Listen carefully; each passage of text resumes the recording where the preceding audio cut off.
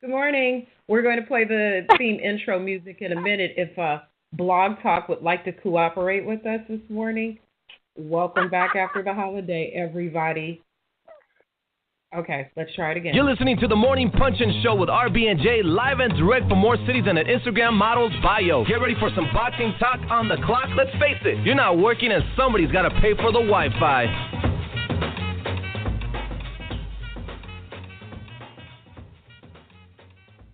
Just gotta love Black. All right. Good morning, everybody. It is RB and Jae, and this is the Morning Punch-In Show, the most unpredictable, unscripted, but always real morning boxing talk show in the game. Today is Monday, November 27th, 2017. Let me properly bring on my partner in crime, the creator and founder of BadCulture.net and contributor for Black Sports Online, Jay LaBeouf. What's good, Jay? What's good, RB? Good morning, everybody. Happy day after Thanksgiving weekend. It's good to be back with you. I hope you ate a lot because I know I did. And I hope you have successfully discarded all your leftovers because it's disrespectful and dangerous to still be eating Thanksgiving food on Monday. So get it out of the kitchen. Before we start off this morning's show, we would like to pay some honor to two people that we lost over the Thanksgiving break, and we'll be doling the 10-count bell. First of all, rest in peace to Cesar Diaz, Golden Boy prospect who was killed in a car accident here in California in the Palmdale area. So rest in peace to him. Such a tragic loss at a young age. And also rest in peace to Francisco Ruiz, another unbeaten prospect who passed away after a knockout loss over the weekend. Just very, very devastating this time of year to his family.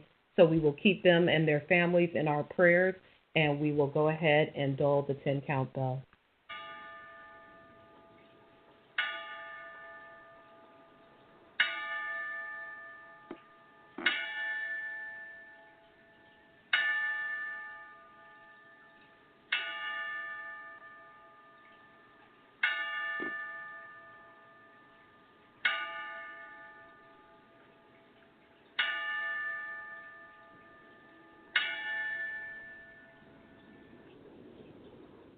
Rest in peace, gentlemen. But we are back here on Monday to kick off the week, talk about some boxing, talk about Kovalev return, and it's good to be back with you, RB, back in the saddle talking some boxing this Monday morning. As always, we had, it was pretty much a slow week last week, which was anticipated just because, it's Thanksgiving week. But we did have some fights starting Tuesday night on Fox Sports 1. It was the big return of Devin Alexander. And, Jay, you had actually touched on this last week, that he had overcome an addiction. He was in rehab. He seemed to come back strong. He dominated Castillo in his fight.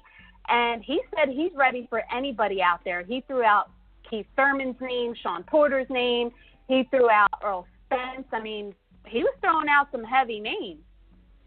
Yeah, the possibilities are endless for him to get back in there.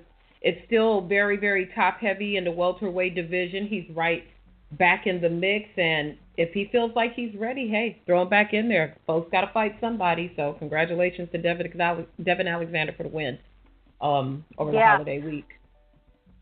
A lot of people on our Twitter timeline was saying that he did look good, that he did look strong, that he looked like the old Devin. So maybe that time off and that healing is, exactly what he needed in that break. Sometimes boxing can be overwhelming. And, me personally, I have a love-hate relationship with it. You could only imagine what boxers go through. The pressure, it's unexplainable.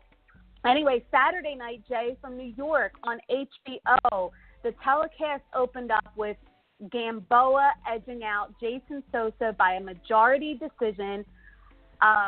In my opinion, it was a bit controversial of a decision, despite a deducted a point and a knockdown, which I thought should have clinched it for Jason Sosa. Gamboa was declared the winner. The scorecards were very wide for this fight. Gamboa got a gift. I'm not screaming robbery. I'm not going to, go screaming robbery. But I do feel like it was an early Christmas gift for sure. Oh, most definitely. I felt really bad for Sosa. Looking at the post-fight interviews, he says he's not tripping, but at the same time, Gamboa suffered a knockdown and a point deduction, so that means he would have had to have battered Sosa for that whole fight, and that was not the case. His legs didn't look good. He's looking aged. He's looking like he's pretty much at gatekeeper status, and then he gets blessed with the win. Happy Thanksgiving. Have some cranberry sauce on the side because that was too much. I wasn't feeling it. I did talk to Jason Sosa, and I pretty much told him the same thing, that sometimes boxing, you can love it, you can hate it, but I really respected how classy he remained. He could have easily flipped out and he just said, you know what, I got to stay positive, I got to stay focused, I got to stay professional, you know me, I'm going to bounce back, I'll be back next year. He was very positive. He was in good spirits when I spoke to him, so shout out to Jason Sosa for not being a sore loser. With that being said, Gamboa lives on. He lives on to see another day. He definitely doesn't look like that top elite Gamboa that I think we always had hoped that he would be. But, he's saying, look, I only had 3 weeks. I took the fight on short notice. I did what I could. So I'm sure we'll see Gamboa back. Yay. Just yay. Yes. All right. Yay. In the co-feature, we had Sullivan Barrera. He decisions Felix Valera. First round started out with a bang. They traded knockdowns in the first round. That was fun. But I will admit it was like a very tough and awkward fight to watch. Valera threw a lot of low blows. He had a couple points deducted. Barrera came out victorious. Jay, how'd you see it? How'd you like that fight? I did like that fight. That was a cool little scrap. Good to see Sullivan Barrera out there in action. It's setting up a very, very interesting picture for the light heavyweight division. Sullivan Barrera is ready. Ever since he lost to, when he lost his last fight, he's been on a warpath and he's really been coming back. Valera had some weird low blows. I didn't like his rope-a-dope and posturing and all the crazy stuff that he was doing in the ring. But it did make for a good fight, especially after the Gamboa victory left that nasty taste in my mouth. It was cool to see that fight. I liked it. Good work for Sullivan Barrera. 2 Cubans won there. Yeah. So in the main event, we had the return of the Crusher. Kovalev demolished Shabranskyy. He regained the WBO light heavyweight world title in classic Kovalev fashion. It was a second-round stoppage of Shabranskyy. Kovalev came out the gate swinging.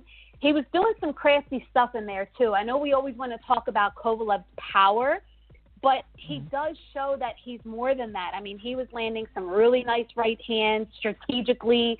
His straights to the body were really nice. He was doing some nice countering.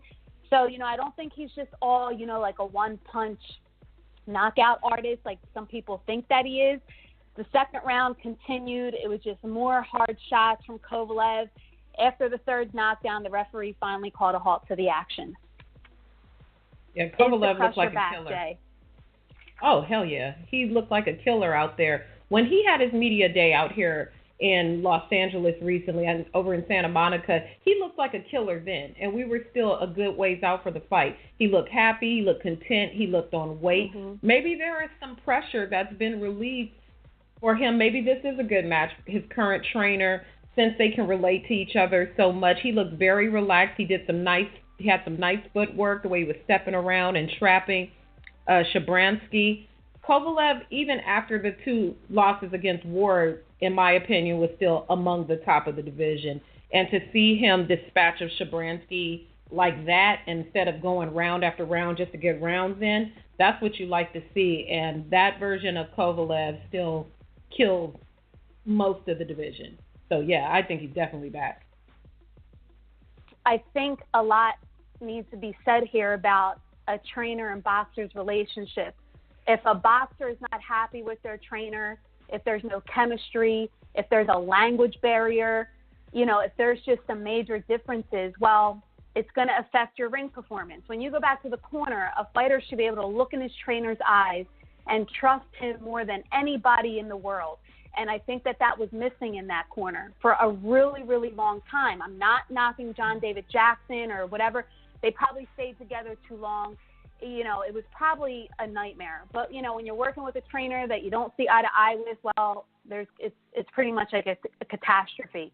So Kovalev said he was physically ready. He was mentally trained. He wasn't drinking anymore. He did admit that he was drinking during his past camps, and, he didn't hide any of that. But he did say, now he sees that, he slacked off, and it cost him money. It cost him titles. It cost him, wins. It cost him a lot. So, he says he's back on track. Let's see. After the fight, he did say that Adonis Stevenson, he called him Chickenson, is still on his list. He would still like to fight Adonis Stevenson. I think he should. And I still think he gives him that work. I mean, Stevenson, and I'm not saying that. I know I come across as a hater on Twitter, and I really don't care. But because I'm just not a fan of Adonis Stevenson, so, yes, I'm a hater. Hate. But I still think Kovalev gives Stevenson that work. I think that his chin can stand up to what Adonis Stevenson has to offer. I mean, Adonis Stevenson's only fought twice in the last 2 years. I think that Kovalev can handle it. Make the fight. Stop being a punk and make the fight. It's a great fight, and now would be a unification bout if they can do it. I still want to see it, too. Kovalev said he wants to fight 3 or 4 times next year. Kathy Duva said very possible. He might even fight once outside of the United States. But his return, as of today, is tentatively scheduled for March 3rd at the Garden. So I think HBO is reinvesting in the Crusher. I think they want to keep him active and kind of build that fighter on there.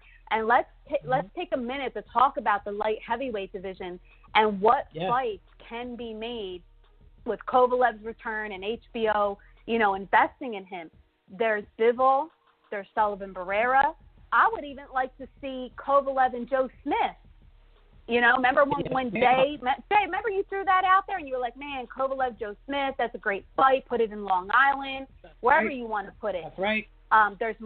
There's Marcus Brown, who, per Jolene Mazzone, the matchmaker at Main Event, she said that Marcus Brown was offered the Kovalev fight for this past Saturday, and he turned it down.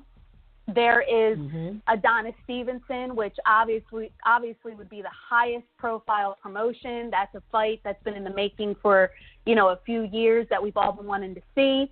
There's Badu Jack. There's Alvarez. There's Beterbiev, which he's such a brute. That would be a really good fight, too. I mean, right there. I mean, think about what a really cool light heavyweight tournament they could even come up with. They could do a lot of great things. I mean, I went to a media thing with Klimas, with Igor Klimas, who is the manager of Sergey Kovalev and Lomachenko and a bunch of fighters. He also manages Alexander Gvozdyk. And he joked at that time that, he might want to be a promoter in the future.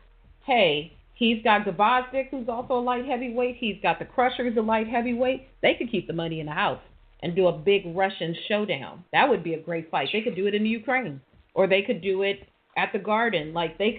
He has so many options because so many of the top fighters in the light heavyweight division would probably be easy for him to negotiate. I'm going to take Adonis Stevenson out the mix because even if we manage to get him in the ring, it'll probably be against Badu Jack, so they can keep the money in the house. But, I would like a fight between Kovalev and Gvozdyk. That's a great-looking fight, too. Like I said, Joe Smith Jr. is a good one. There's just so much that could be done. Light heavyweight is really, sparking up, getting to be quite competitive, and I'm with it. Yeah. It's a very, very brute division right now. That's how I like to call it. These guys are big, they're strong, they're athletic, they're boxers, So, I mean, any one of those fights would be really fun. Any of them. I mean, you could interchange a bunch of them, and I think we would get some really, really good fights out of there. So hopefully that is the plan for HBO next year. As Jake Donovan said last week, it sounds like HBO is really investing in divisions, not so much a fighter or branding a fighter anymore. We see Superfly 2 is coming back, and now, we look at this light heavyweight division, and we can only imagine, what he can do with that, meaning Peter Nelson over at HBO. So anyway, lots to look forward to. Before we take a commercial break, though, I do want to say that we have something to give away today, and it is a piece of a fight-worn Larry Holmes robe brought to you by the BoxingInsider.com. We want to play Know It or Blow It with you today. Please call 718-508-9852. Press 1. That's how we know that you'll want to play, and you can win a piece of this Larry Holmes robe. It's actually really cool, and honestly, I thought about keeping it for myself when I saw it come in the mail. I'm like, oh, my God, it's authentic. It's signed. It's really dope. So anyway, play some Know It or Blow It with us today, and you can win this prize. Jay, let's take a quick commercial break, and then we'll come back with Jake's Take with Jake Donovan. All right. John Francis Agency is comprised of dedicated insurance professionals who manage risk, protect wealth, and cater to clients' personal and business needs. We offer disability coverage for boxers as well as life and liability insurance. Career-ending injury insurance along with illness insurance is also offered through our agency. For more information, please visit us online at johnfrancisagency.com or call us today at 732-497-9624. John Francis Agency, our daily grind is protecting your wealth.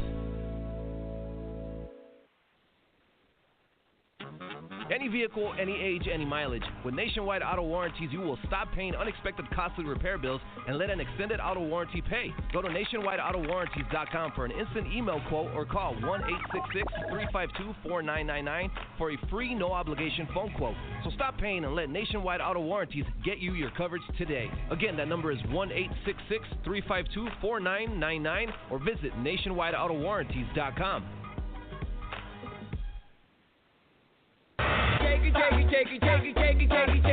You're rocking with the Morning Punching Show with RB and Jae, and now it's time for Jake's Take.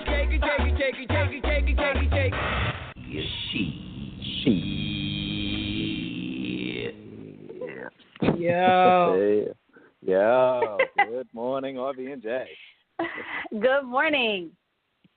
What's cracking? Good morning. How's the weather out there? How's the weather out there in Tennessee today? Yeah, I mean, it's not quite the weather I left behind in Phoenix, but it's been high 50s, low 60s ever since I came back.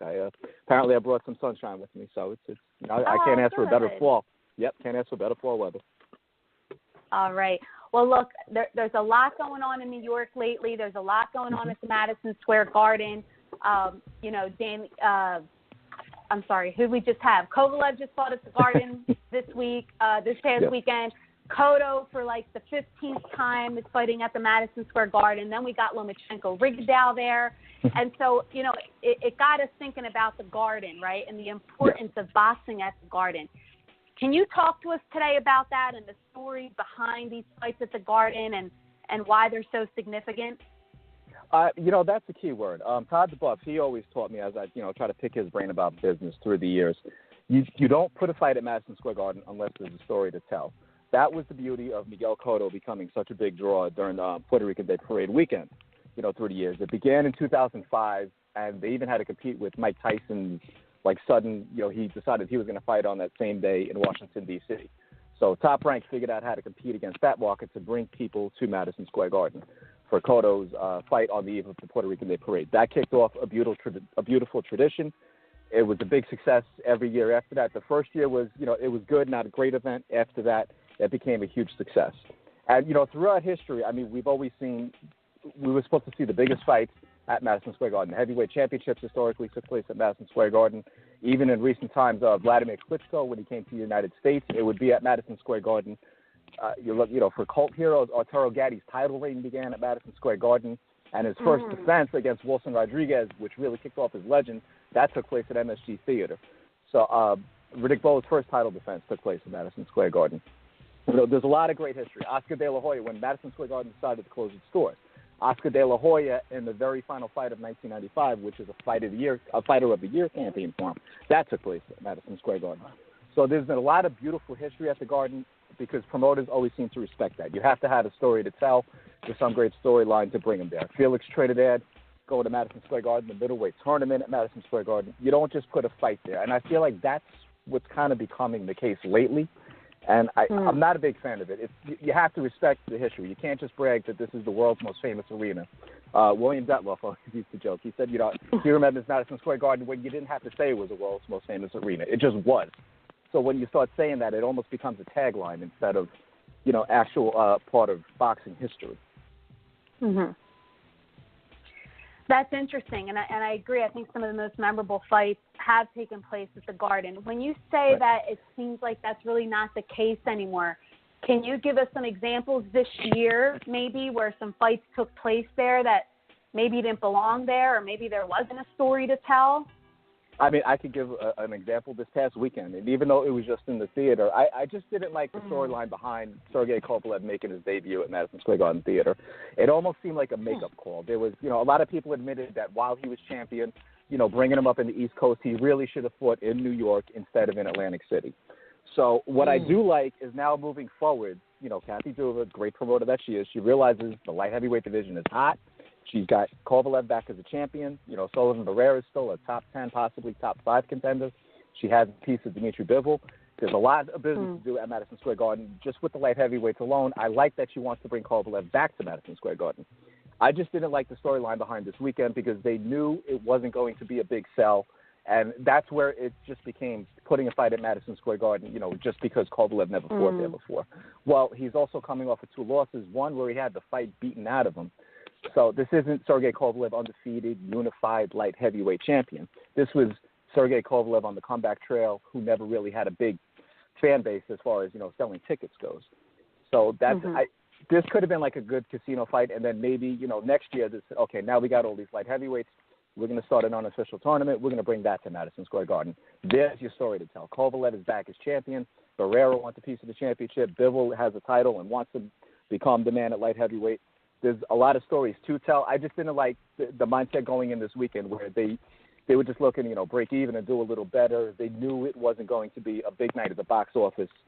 And that's never a reason to put a fight at Madison Square Garden, even if it's just in the theater. That's sacred ground there. You always have a story to tell before you put the fight there. And always make sure it's going to be a big event. That's the most important part. When you go to the Garden or even Yankee game or football fans will relate to their favorite stadium, it should feel like an event. It shouldn't feel like just another fight. You should feel like you've been part of a small part of history when you attend a fight at Madison Square Garden.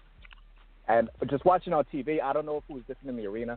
Watching on TV, it just came across as very scale. I felt like I was watching a low-budget boxing after dark as opposed to, a world championship boxing event on Madison Square Garden ground this weekend. So let me ask you, Jake, Madison Square Garden should be the staging area for a story.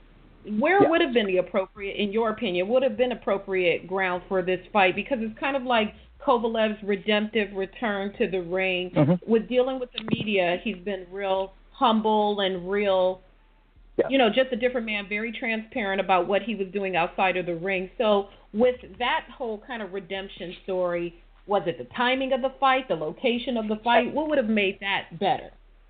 It was absolutely the timing. And you touched on some very good points. I actually liked the storyline going into this fight because it was the first time we've seen the vulnerable side of Kovalev. There was almost like no admission that his, brash personality was a detriment to, to selling tickets.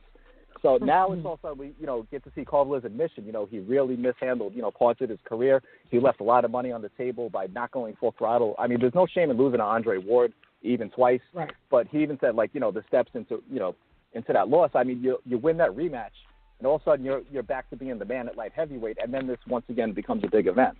So there's the money left on the table. So for a fight like this, I mean, Kathy Duva was talking about, Eastern European crowds, always being a walk-up crowd. Take the fight to Brooklyn somewhere, I don't know if Barclays was available, or even a small venue. I mean, if you only know that 2,000 or 3,000 people are going to come, Mohegan Sun, they have a relationship with them with their Rising Stars series, or even Foxwoods Casinos at the Fox Theater. I mean, take it somewhere where you could pack a 2,500, 3,000 seat arena. Give it, some intimate feel, and then come back to, the East Coast next year. I mean, this way you're still on the East Coast, but then bring it back to Madison Square Garden in 2018. That's my opinion anyway. I mean, Kathy Duva is, knows far more about promoting. Every promoter I criticize knows far more about promoting than I do. I'm going to always say that. But this is Jake's take. I mean, in my opinion, this just wasn't the right time. This wasn't the right time to bring this fight to Madison Square Garden. But I'm glad to see Kovalev back in the mix. And, in 2018, I would love to see him back at Madison Square Garden.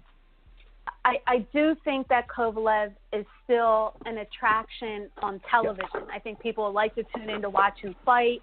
But, yes, making him an attraction where people want to buy tickets to go to his fights. That's what's going to take a little more work. And I think that everyone kind of knows that, going into 2018, how to build his fan base, how to, generate more ticket sales and how to make him more marketable. And, it seems like his English is getting better. This last fight, he did seem to be a lot more personable. He seems more happy. He was smiling more. So hopefully those are all good indications that they're going to keep the train going. Hopefully they keep him, out here in the States and he doesn't go back to Russia and disappear on us again. But, okay, so this weekend we got Cotto at the Garden, which makes total sense. He fought there like 15 times, and it's his farewell fight. So that's the story this weekend. So that makes sense, right? Yes, absolutely. The only thing that didn't make sense was the timing of bringing it here. It's like they were always locked into the date. I don't know if it's just an issue of announcing the opponent, but, as I mentioned last week, this one kind of got thrown in last into a very saturated market. I mean, Kathy even said she had, November 26th circled for the longest time. She knew this was going to be the date for Kovalev. Cotto and Saddam Ali, December 2nd, that was the last of all these New York fights being announced. And by then, Lomachenko and Rigondeaux, which is a fight that absolutely belongs at Madison Square Garden Theater, that was already sold out. They were already selling tickets for Danny Jacobs at Nassau Coliseum. They were selling tickets for Deontay Wilder. So this is like the fifth of 5 fights being sold in the New York market. So, a year ago, this seemed like, a great idea. It just, being that they took so long to announce it, that's why it hasn't become the event that Miguel Cotto deserves.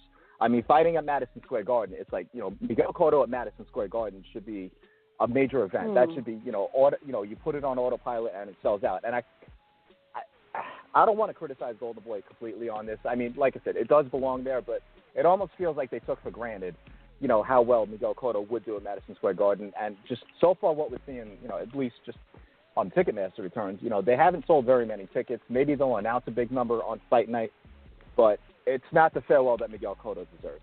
That's what I don't like. But for him being I think he sold the most tickets of any boxer in the 21st century at Madison Square Garden. So absolutely, the final fight does belong there. But then you look at next week with Lomachenko and Rigondeaux. It's the first time ever two-time gold medalists are fighting in the pro ranks. There's your event. There's your storyline. That's why it belongs there. People responded to that, as you can see by the sold-out event. So with Miguel Cotto, maybe it's like, okay, well, we've seen him a million times. We've seen so many fights, in the New York area in the fall. It's a buyer's market now. I mean, a lot of people don't have that disposable income. So I think that's why, this weekend is not becoming the event that it deserves to be. Okay, well, sticking with Cotto versus Ali, let's preview this fight. Let's give our quick preview, our quick breakdown, and let's give our predictions. We'll start with Jake, and then we'll head over to Jay, and then I will give you my prediction. Go ahead, Jake. Okay, with this matchup, I almost got the sense that Golden Boy didn't want to make the same mistake 2 years in a row. Last year, it was decided that Bernard Hopkins should fight Joe Smith Jr. for his final fight. Joe Smith Jr. now has a career-defining win, thanks to that moment. So there was no way in hell they were going to have Miguel Cotto beat once again at Madison Square Garden. His only loss at Madison Square Garden came on Golden Boy's watch when he fought Austin Trout. There you have Saddam Ali as this weekend's opponent. Saddam Ali is a decent welterweight. I'm not even sure I can call him a welterweight contender, him moving up in weight to fight one of the best of his generation. It seems like this is a layup. Maybe it's the layup that Miguel Cotto's career deserves, because even in fighting Kamagai in August, it seems like it should have been a lot easier fight than it really was. Maybe that speaks to just how far along in his career Miguel Cotto is. That said, I don't see Ali giving him 80 trouble. Maybe then, a couple of uncomfortable moments in the first couple of rounds. I think Cotto will find a way to stop him 6 rounds. I went way over last week. So I'm going to say Cotto breaks him down, stops him in 6. Okay. So before we get to Jay, when Mayweather had his first farewell fight, or his second one, with Andre Berto, I mean, everyone ridiculed that fight. They hated that fight. Cotto, is he getting a pass on fighting Saddam Ali in his farewell fight? I think when it was first announced, people criticized it, and then, as time went on, I think people just don't care about it as much as maybe they should, or, maybe it just speaks to where Cotto is in his career. Floyd Mayweather was the absolute best fighter in the world, and he beat, at worst, the second best fighter in the world to get to that point. I mean, this was right on the heels of beating Manny Pacquiao in the highest grossing event in boxing history. that was pound for pound supremacy. You know, Floyd Mayweather was there was no argument whatsoever that he was the best boxer in the world at that time and one of the best in boxing history. He was undefeated. So I think that's why Mayweather got so much more crap going into that fight. Plus, it was, you know, a $60, $70 pay-per-view, whatever it cost. I mean, it was a very expensive event. You know, this is on HBO. So this is actually the second straight time, you know, Miguel Cotto's fighting on HBO. It's not a pay-per-view event. And I think people are just taking it for what it is. It's, you know, a faded, you know, champ that's just, you know, riding off into the sunset. He's not one of the best fighters in the world anymore. At least I don't think so. So maybe that's why he's getting a pass on this one. All right. Jay, give us your breakdown and your prediction. Cotto Ali this Saturday. Cotto Ali. So with Cotto, we have an outgoing former champion who is diminished but definitely not faded. The last time we saw Saddam Ali, he seems like he has difficulty when he has to step up to elite competition, and even a diminished Cotto is still elite in the scale of opponents that he's had in the past. I'm going to go with Miguel Cotto, and I think that it goes the distance with him winning by unanimous decision. Ali will hang in there, and he'll come forward, and he'll be, you know, in the mix, but I don't think he has anything in the arsenal that's going to take Miguel Cotto out. If he does, wow, God bless him, but I don't see it happening. I'm going to go with Cotto by UD. All right. Well, here's my breakdown prediction. Miguel Cotto, he's going into this fight with a record of 41-5. He has 33 knockouts. He's won 7 of his last 10 fights. He said that this will be his last fight. So obviously I think everyone wanted him to go out on top. His left hook, in my opinion, still does the majority of his damage. It's still a beautiful left hook. He has a proven chin. I don't think Ali is going to be able to really hurt him in that way. For a guy his age, I think Cotto still does really well. Let's think about it. How would Ali have done against Kamagai or against Canelo? You know, I don't think he would have done as good as Cotto has done with those two guys. So I just think Cotto is simply the more solid fighter. Ali's coming in with a 25-1 record. He's a bit of a jumpy fighter. He does have quick hands. He works the body well, but he's not known for power. You know, he doesn't have a lot of punching power or knockout power. I still think Cotto can box with some of the best in the game. I see Cotto stopping Ali. I'm going to go with Cotto by TKO. Ooh, very nice. Yeah. All right. So that'll be a good one for him. It's a shame the fight couldn't be on the island. I know it's not a good time for the island. You know, prayers for the people of Puerto Rico as they try to get the island back together with power. They're still without power. Trump, you suck. People down there are American citizens, but it's not the time to have it down there. Can we help out Puerto Rico? You're right.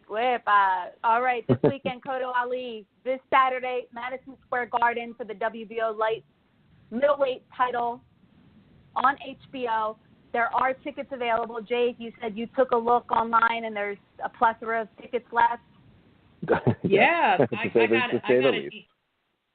I got an email today from Golden Boy that they're doing a Cyber Monday deal. So if you were planning on going to Cotto but you wanted to save a little money for Christmas, you can get 25% off of your tickets. On Cotto Ali? Sure can. I got an email from Golden Boy this morning. If you bought tickets or something from a Golden Boy event, you're on their VIP mailing list. But yeah, I got a deal today for a Cyber Monday deal where you can get 25% off your tickets. So, you know, slide in my DMs and I'll hook y'all up. All right. All right, Jake Donovan, thank you so much for Jake's take today. We will touch base with you a little later. Thank you as always. We're going to take a quick commercial break and come back with In Case You Missed It. For all the latest news, interviews, and boxing schedules, visit BoxingInsider.com, providing readers with everything from the latest fight schedules to interviews with your favorite boxers. BoxingInsider.com has you covered from top to bottom. BoxingInsider.com is looking for new writers. Think you have what it takes to join the team? Submit your articles to our team at info@BoxingInsider.com. Visit BoxingInsider.com today, the only boxing website where you become the fifth man in the corner. Are you an entrepreneur looking to find out where to start or develop a business plan? Are you looking to start a business or grow your business revenue? Are you a business owner that needs fresh new ideas or needs to solve challenges with strategy, marketing, or process? Red Beach Advisors is a management consulting group focused on helping entrepreneurs, startups, and companies build, grow, and scale. Contact Red Beach Advisors at info@redbeachadvisors.com or 424-247-6143. Red Beach Advisors helps companies build, grow, and scale through strategy, process, systems, and people. We are the experts. Contact us at 424-247-6143 or www.redbeachadvisors.com.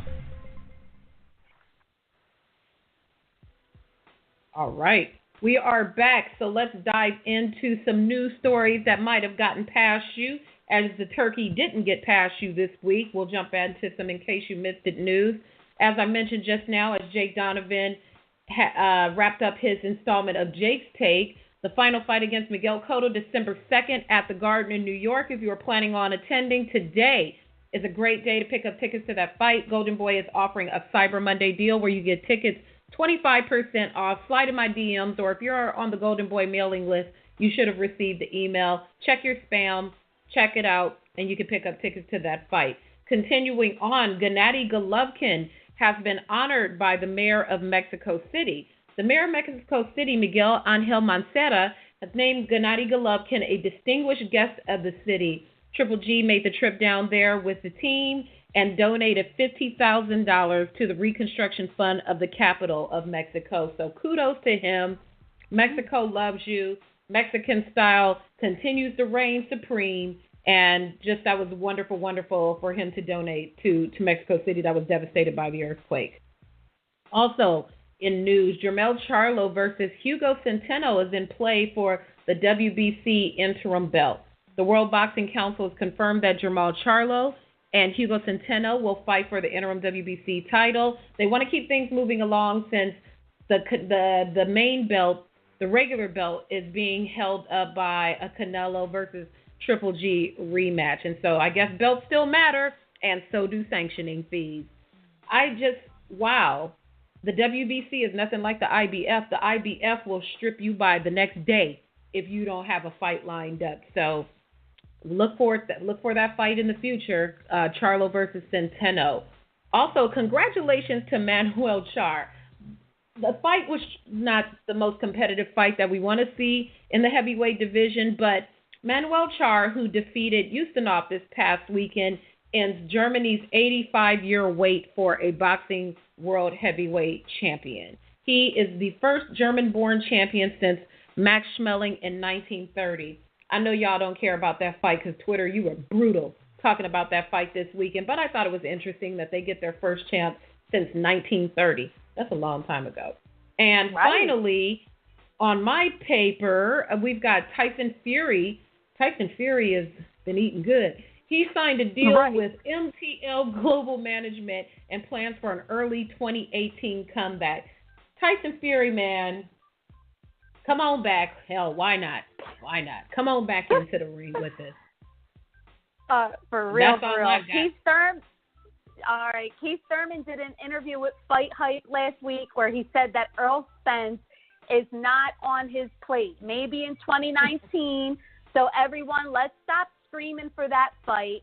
And let's remember also, I know we want to so quickly, ridicule Thurman for saying that, but Earl Spence only has one significant fight. So, yes, we do want to see Thurman Spence, but, Spence needs to kind of get back into the game. He only fought one time in 2017. His next fight with Lamont Peterson's in January. I'm sure they're going to want to give him a hometown fight in Dallas, in 2018. So, let's stop screaming for the fight. Keith kind of put it out there like, we're probably going to look at that in 2019. Like, the boy needs to get some fights. He needs to fight some better names. And then we'll talk about it and maybe shake it out. It was announced in New York. Yeah, bum. It was announced in New York that Dimitri Bivol is now in business with Main Events. Main Events has a piece of him now. So, again, fights with, like, Sullivan Barrera and with Kovalev, like all these fights are very, very possible now. So that's good news. Chocolatito is said to return in maybe April or May and possibly on Canelo-Golovkin rematch. And I should have said that in quotes because I'm not feeling too good about that rematch happening in May, but that's a whole nother separate topic. But Chocolatito will probably return when Canelo returns. They'll probably stick him on as the co-feature or something like that. Tom Loeffler talked to our friend Dougie Fisher, and he mentioned that Superfly 2 could land on February 24th. Inoue, how do you say his name, Jay? Inoue? Inoue. He's supposed to fight on the show. And the main event is set with I should have went over these pronouncements before I even got on this show. What's the guy's name that beat Chocolatico? I don't want to butcher his name. Thor Rungvisai. Yes, he is set for the main event with Estrada. Thanks, Jay. And Loeffler is also working on Carlos Cuadras versus Brian Valoria. And last take here is Floyd Mayweather has inked a deal to be a character in this new poker game. So that was signed last week. He's going to be in this game as both a character and as like a presenter. And, yeah, you'll get to play online poker with Floyd Mayweather. He's just, branding himself in many different ways and has all this different income coming in. I am not hating. Fights that were set last week. Not mad at all. Fights that were set last week, Antoine Douglas versus Spike O'Sullivan has been added to the Saunders-Lemieux card.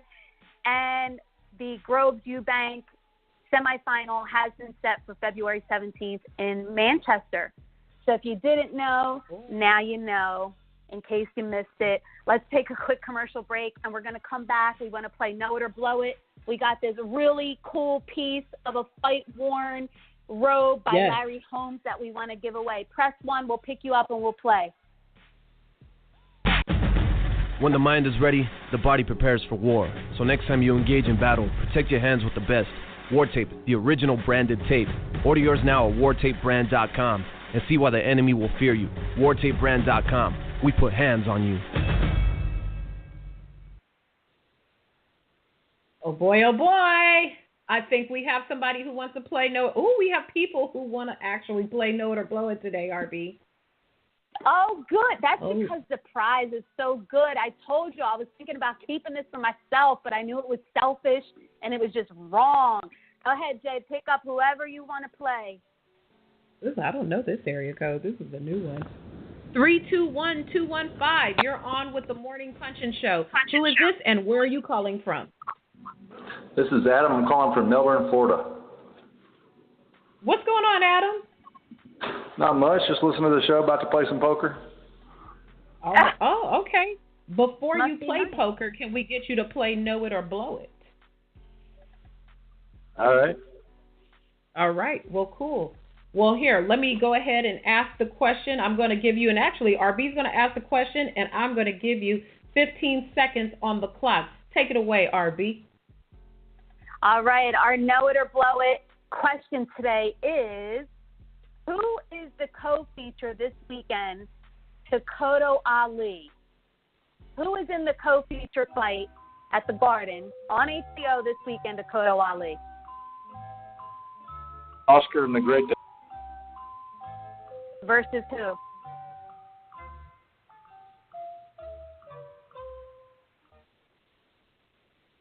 Ugh.